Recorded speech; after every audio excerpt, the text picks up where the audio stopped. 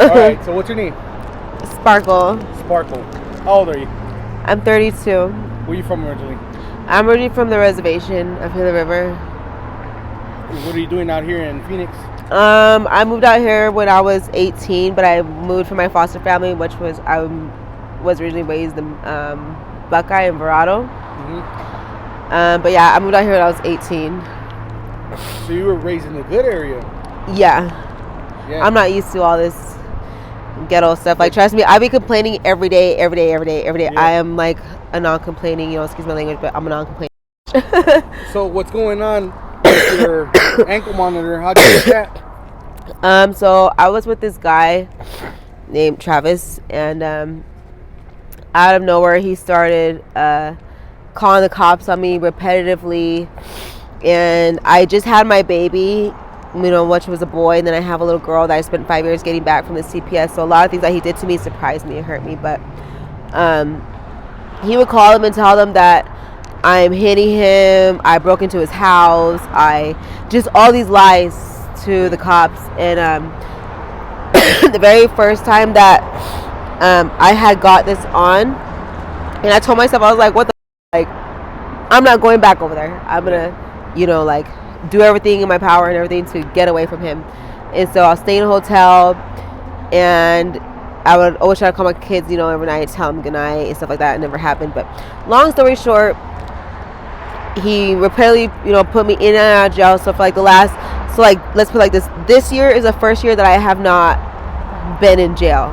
Yeah. I have this on. It hurts. Like, if you look at it, like, my ankle, it's like it's swollen and everything. And why do they have it so tight? I don't know, but it hurts. It hurts a lot. You need to go get it adjusted.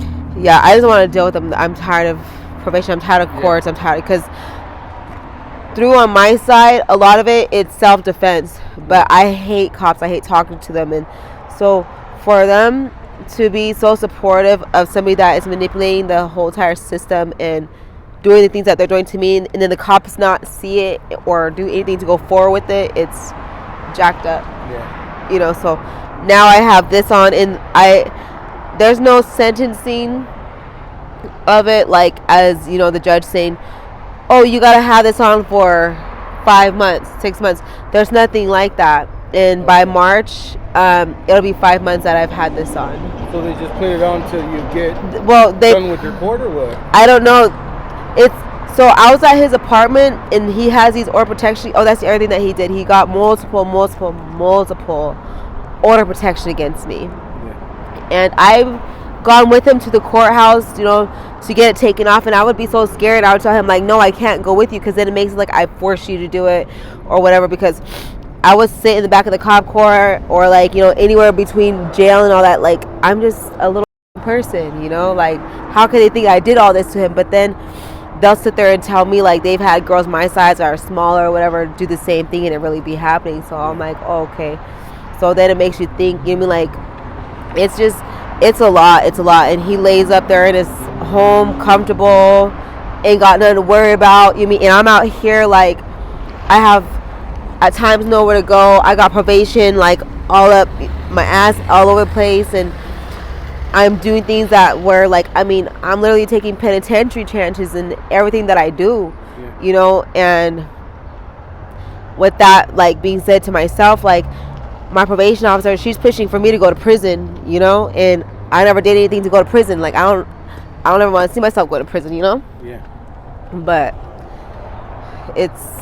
so what's your messed up current living situation? My living situation is, so like right now I have a storage, and I honestly slept in it for a whole day.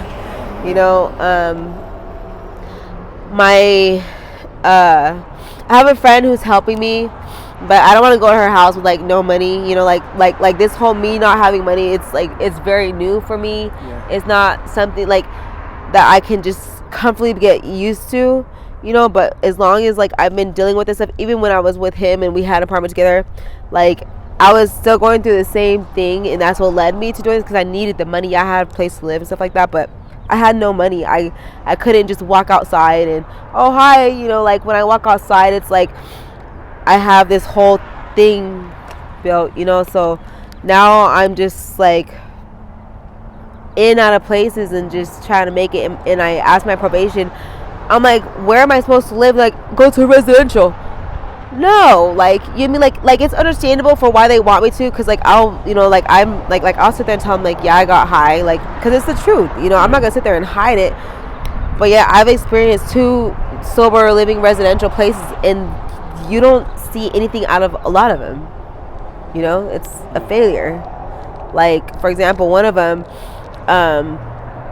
he told me, he was like, you being on the streets, that's your punishment. For real? That's kind of unprofessional. Yeah, it is. You know? It's messed up. So you're pregnant right now? Yeah. Man, how far along are you? I'm like 3 to 4 months. I was telling people that I was just fat. Okay. You know, because I'm doing things out here that a pregnant person shouldn't be doing. But is this your first, second, third baby? My third. Your third? Yeah, nobody in the world knows, but now they know. But yeah. Do you know what it's gonna be? Boy, girl? No, but no, I just so, I don't know. It looks kind of pointy. They have this thing in the Mexican culture, or the Mexican, they say if you're pointy, it's gonna be a boy. Yeah, that's what people are saying too, but I have no idea. Like, and then like because of everything that they put me through, so it's like, you know, it's traumatizing to have my baby out here. But I also told, you know, some guys, I was like, if I have a baby, I was like, I would never tell you. Well, what's your other kids? Boys or girls? I have a boy and a girl. Okay, so you already have both. Yeah. What happened to them? So when I first got this ankle monitor on with the last guy that I was telling you about, I was at the hotel room, and during that time I just danced. You know, dancing is all that I've ever known to make money. Yeah. And it does me good. You know, I don't have no problem with it. I don't fall off. I'm never out here running around trying to look for my next place to live. Mm-hmm. You know, my like money with me is amazing. Dancing, you know, I miss it. I really miss it. I'm not gonna lie. You were making good money? Yeah. How much would you make a day? A day? Yeah. Sometimes, you know, I'm not gonna lie, you have days where you make no money, but it's all right because you got money at home, you got money on car, you got money everywhere. You don't got to worry. But I would say I would make anywhere from 300 to about 800, maybe 12 a day. Good. And sometimes I'll be working, you know, 13, 14-hour shifts. Dancing? And yeah. So that's from like 11 in the morning to 4 o'clock in the morning to, if you're doing other things, then you could sometimes be getting home at like 7, 8, 9, 10, 11, you know, the next day. But other than that, like, the money is phenomenal. You know, like my friends will be like, why don't you have a car? Why don't you have a house? And, you know. What places did you dance for out here? I first started off at La Girls, and then... That's over there on the east side, huh? Yeah. Okay. And then from the girls, I went to Centerfolds. From Centerfolds, I then went to, I tried Dream Palace for a little bit, but it just wasn't doing good for me. Yeah. I couldn't deal with somebody making my money for me, or like, I mean, and then there was a bug in my stuff, and I hate bugs.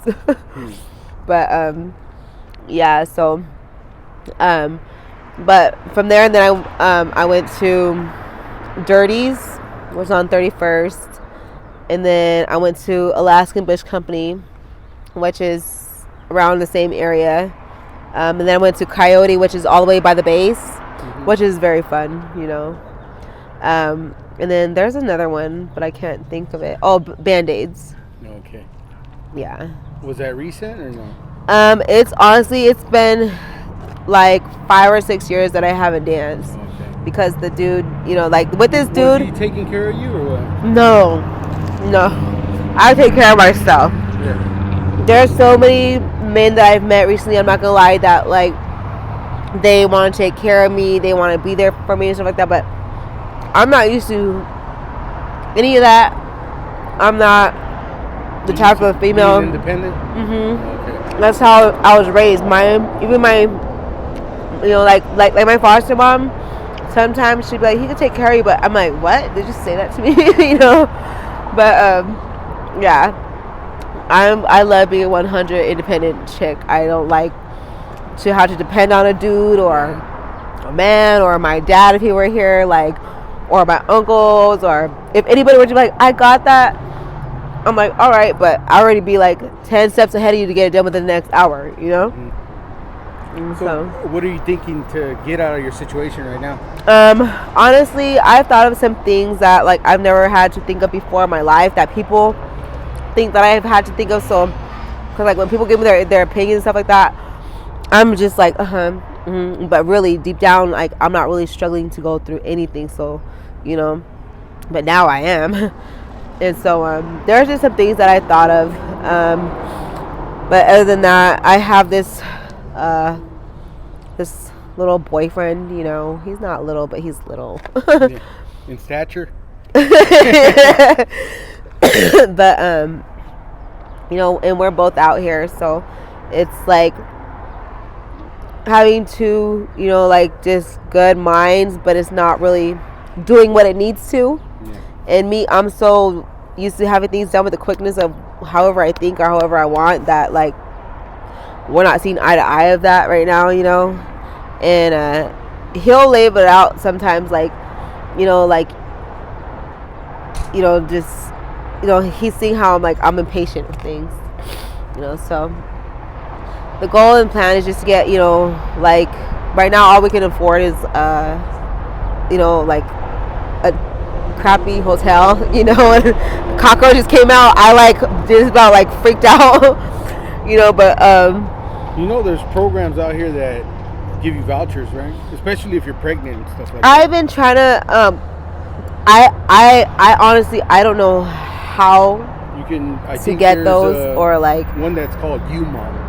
Yeah, I had looked into that, but then somebody told me that they're mean and stuff like that, because like but you don't want to go through other people's word, you know. True.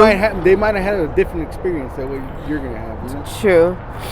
And it's just like with everything, I'm so afraid of just something happening to my kid being taken, because I never done anything personally like for them to be like, hey, you know, Miss such as we're here to take your kids. And you mean like I've never, like, that's never happened to me. So if that would have happened to me, then I wouldn't, you know, have a problem like going to a lot of these facility places with certain people or things of the law, knowing, you know, like it's very traumatizing. Are your first kids with their family, with family members?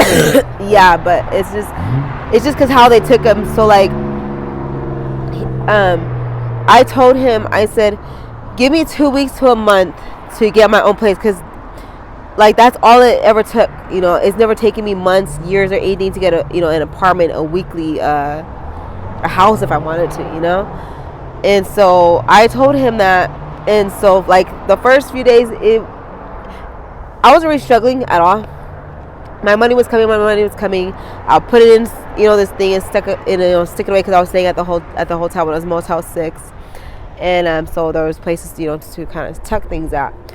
And one day I get a knock at the door, and I was sleeping, you know, because I got to be to work by like 7 o'clock in the evening. And, you know, everything's that I got to run around and do, you know, but I have to get my sleep. And so they're knocking on the door. They say my original name, and I didn't think anything of it. And so when they first said all that, and I'm just like, this is not that important, I'm gonna go back to sleep. And they just kept on knocking on my door. And so I get up, and I'm thinking it's the freaking towel ladies, but then like later I'm like, why do the towel ladies know my name, you know? Yeah. And so I let this lady in.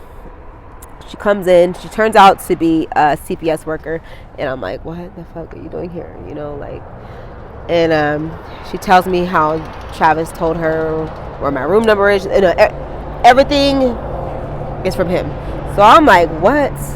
You know, because in my head I'm like, we're gonna have to reschedule. I'm kind of asleep, you know, because I don't have no problem talking to them like that. Like I never did. I never have, you know, and like that's because I don't like them, you know. Yeah. And so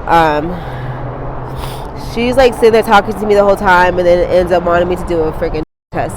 Well, during that time, I'm not gonna lie, you know, I was snorting. And you know, so like me being able to party with whatever I had or could afford or wanted, and have my kids at the same time, it wasn't really a problem, but then I seen that, you know, some of it was becoming a problem, but it honestly wasn't. It was just a person that I was with that made everything so messed up in my life, you know, because my family, my friends, they were all there. They knew everything that I did. You know, if I need a babysitter like that, I didn't have no problem. Nothing was never a problem for me. You know, everything was perfect. Even if I didn't have a car or like a big house in my name, everything, my life was perfect. I would have to say, I have my baby, I have my mom, I have everybody. And so while the lady's there, she wants me to take a test, and I tell her, I said, well, can we do it on, you know, like on Monday, because I have to go to, you know, get ready for work and stuff like that. And she's like, no. And I'm like, well, I don't know what to tell you, because it's Friday, they're closed, I got things to do. And then she ended up making like a threat toward me, which I felt was a threat. And she was like, if you don't what she say? She said, well, if you don't take the test, then I'm gonna go and take your daughter. And I was like, excuse me? And she's like, I'm gonna go open that door and take your daughter. And I'm like, you know, and so I was like, bitch, get, you know, and I cussed, and I made her get out of my room. And she was like, oh, well, Travis, and I'm like, what? And I just was jacked up how this dude just threw me under the bus for so many things. And now, while she left and I went back to sleep, and I was on my way to work, and I told myself, I was like, damn, I gotta move rooms, because I never moved rooms like that. I would stay in the same room and keep paying, and then the money goes down as well, you know. And so, and not only that, they were taking deposits, you know. So at this Motel 6, I'm paying like literally $100 and some dollars. Sometimes it was almost $200, you know, just for a new freaking room every single fucking night, you know, because it was like, oh, it was fucked up. And so my money started going down, and then he gave my daughter back to the CPS because she wasn't his. And I was like, what the fuck? And so I'm still trying to stick it out in the hotel. I'm getting myself prepared to take my class and everything, because I know everything that I have to do to get her back, because I did it before. So it shouldn't be a problem, you know. And so I have this whole thing planned out. I'm like, all right, cool, I can do this. So I'm running around one day, because I stay shopping, you know. That's like when I was dancing, I mean, oh my gosh, shopping is just amazing. But but I was on my way from the light rail to the bus, and he kept calling me, you know, threatening me with my kids, stuff like that. And so I was like, you know, it's getting my nerves. So I was trying to call the tribe and ask them certain things, but then I was like, no, because it'll open up something different, you know. So I hung up the phone, and I just kept on, you know, doing that same thing over and over and over. And I was like, you know what, I'm just gonna not think about it. I'm gonna go to work, and I'm gonna focus on what I gotta do. And so I was like, I'm not gonna let this, you know, I'm not gonna let it bug me. So I continued to do that for about like a week or so, and then my money got really low, and then I started thinking about it. I'm like, they're gonna know where, you know, like I was just so paranoid that like the police was gonna come, that another CPS, but just anything, you know. And so I was like, I gotta move hotels, you know, like it's just like so bad. And what's it called? So like at the end of all that, I end up going back, because I just have my son left, and I'm laying there on the bed, and I also like went to go through my stuff. All my stuff was gone. So, and it's like, it's jacked up, because I work really hard for all that stuff, my kids' stuff, everything, you know. My kids could have everything in the world, you know. That's how great it was. So what are you planning to do with the new baby? I'm gonna keep it. You know, some people are like you know, like they're just so negative with it because they see what they see. But at the end of the day, I don't like somebody that thinks like that, because you don't really know me. You know me from out here, you know. And a lot of things, I know that I can make it happen. And so like with like the whole smoking thing, like I had to literally like right now like do it my kind of way, because like I'm not gonna lie, sometimes I feel like God is doing all this to me, because like I would sit and I'm like we're all curious people, you know. And I feel like I'd be living my everything that I was curious about or that I would think of, you know. So it's kind of weird, but I'm gonna keep it Been going to the appointments and everything. in my head. You gotta make sure the baby's healthy, man. Trust me, I do. Like, and my friend who's helping me right now, I haven't been to her house in like a few days though, but she's very, like, I could tell that she's very blunt with like what she's saying, what, you know, she means and stuff like that. But I make sure this little fucker's healthy, you know. Yeah. Is the baby father in the picture? No. No. I choose to leave them all. It wasn't the guy that called the cops on you? No, Okay. hell no. Oh my gosh, I better like slap myself around real, you know, a few quick times. Like, Do you have any babies with him? Or no? A little boy, but he got a DNA test when I was in jail saying that the baby wasn't his, and he's also said some messed up things to me, as in like the boy's not mine, you know, all this stuff. So it kind of had my head messed up. Yeah. And it also helped me realize a lot of things that's going on where I'm from with, you know, people and kids and stuff like that. So it's just it's a lot, you know, and a lot of it's like mentality stuff. So I be careful with like myself and the world, because how I be thinking, it's not okay. All right, well, thank you for sharing your story. I really do appreciate it. Are you okay if I post it up on my YouTube channel? Yeah. And just in case anybody wants to reach out to you with any sort of help or donations, do you have anywhere where they can contact you, like a Cash App or I have a Cash email, App. whatever you want to throw out there? I have a Cash App that I'm surprised is there. You want to put it out there? Yeah, it's was like that hashtag thing or whatever it is. Hashtag. That's how bad these streets will do you. You'll forget everything, like you don't know. It's so sad. But it's you know, the Cash App sign, Sparkle LV. It's all lowercase. It's SPARKLELV. Okay. All right. Thank you. Thank Appreciate you. it.